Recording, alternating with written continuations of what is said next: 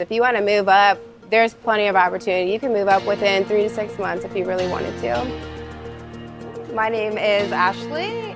I've been at Rivian working as a process engineer technician for about 8 months.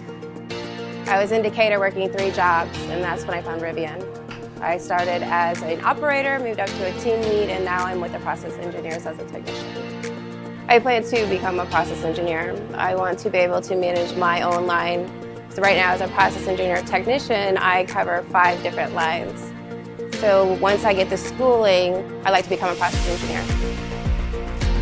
I mean, that was the whole point of me coming to Rivian, was for the movement in my career, continuing to grow with the company. The growth potential here is amazing.